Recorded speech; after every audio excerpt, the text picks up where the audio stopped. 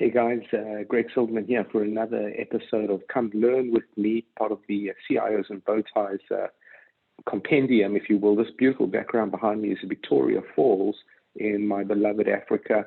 The one side is Zimbabwe, the other side is Zambia, so gorgeous place to go to.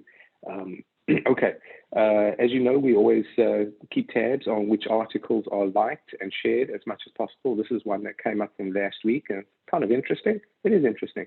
So remember that we highlight the points and we'll put the points below. So if you didn't want to read it or didn't want to listen to me, you just go ahead and read the points and you should get the gist of it. How venture capitalists can power the fourth industrial revolution.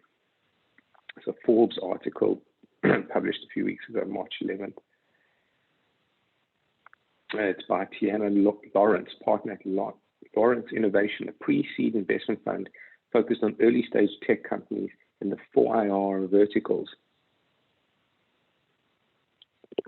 4IR is the fourth industrial revolution. We're witnessing a dramatic period of technological change that will permanently alter how we interact with one another and the world around us. With the rapid proliferation of companies that focus on technologies like artificial intelligence, quantum computing, blockchain, and biotechnology. What's often referred to as the fourth industrial revolution. Many venture capital investors are trying to figure out which of these companies are innovative and sustainable enough to warrant an investment. Yeah, challenging. However, far too many VC firms are still stuck with antiquated investment strategies that aren't keeping pace with the increasingly dynamic and tech-driven global economy, primarily the dissemination of information. There are many reasons traditional VCs miss opportunities to fund revolutionary and profitable companies, from conservative, risk-averse investment strategies that fail to consider a broad enough range of promising investments to biases towards companies in specific, narrowly defined industries and founders who look a certain way. It's vital that VCs don't conflate risk-averse with prudent, with so many unprecedented opportunities to find alpha. As the fourth industrial revolution continues to pick up momentum, investors should build their strategies around developing large and diverse portfolios that maximize the chances they will partner with groundbreaking companies. This won't just help them increase their returns, it will help them change the world. Okay. 4IR companies are addressing the biggest problems we face.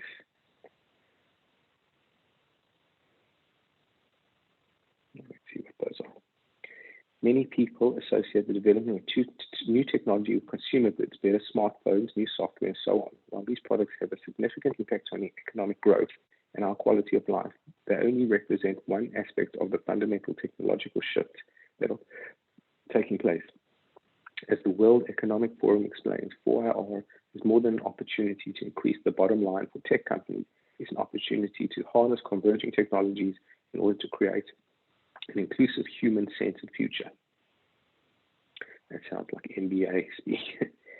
It's no surprise that investments in 4IR have been steadily increasing, but these investments have coincided with a different phenomenon, an emphasis on social responsibility.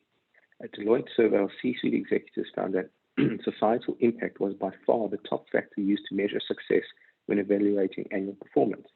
The report observes that this ethos is integral to the mission of 4IR companies. For many companies born at the dawn of Industry 4.0, the societal impact has been woven throughout the fabric of their organizations from day one.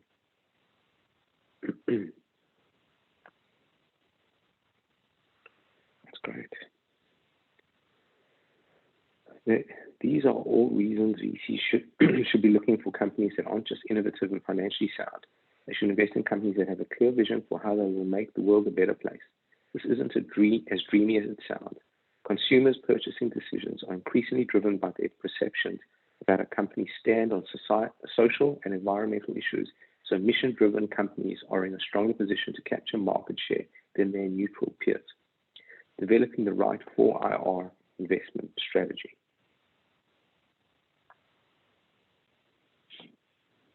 Okay, magic. It makes sense that 4IR companies are ahead on trends like the emergence of self-driven buyers, of belief-driven buyers, and corporate social responsibility, CSR.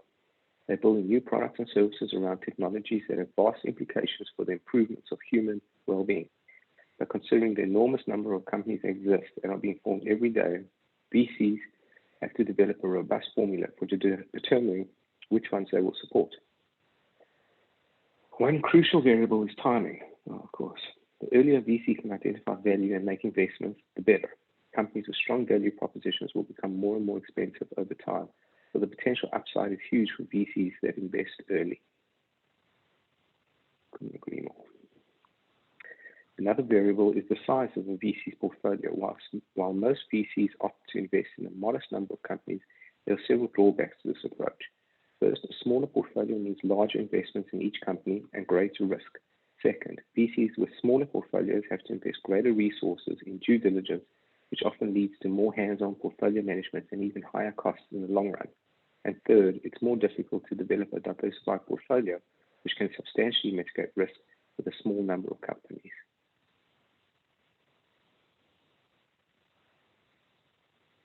Yeah, I'm not sure about this, but no. All the drawbacks to a small fund. Okay. When companies are afraid to deviate from traditional investment strategies, their chances of capturing alpha are slim, especially when it comes to 4IR investments. VCs interested in 4IR should look beyond the usual suspects in Silicon Valley and consider a broad range of companies, founders who don't fit the traditional mold, geographies that have been overlooked, and industries that are ripe for disruption. Status quo investors can't keep pace with 4IR. The performance of VC investments over time isn't nearly as high as many people assume. According to data from Correlation Ventures, less than half of the capital invested between 2009 and 2018 broke even. Wow.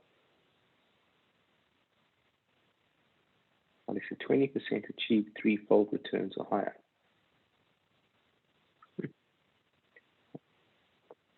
This is one of the reasons I found my company. I knew there had to be a more reliable way for VCs to generate solid and reliable returns in their investments.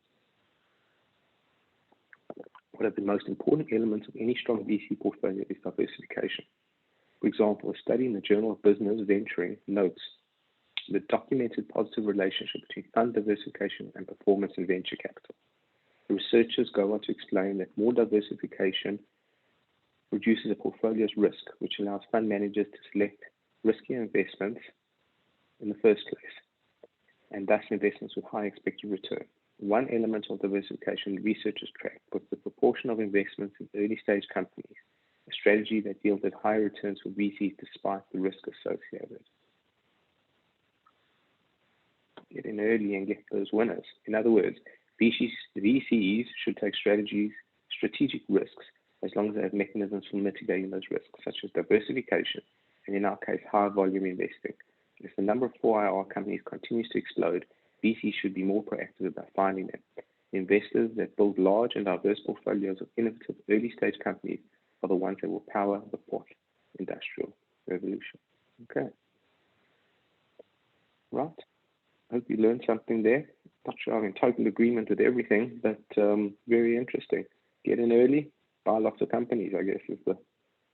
All right. Well, thanks for joining us. Come join us again for another session of Come Learn With Me. Greg Silverman for CIOs out.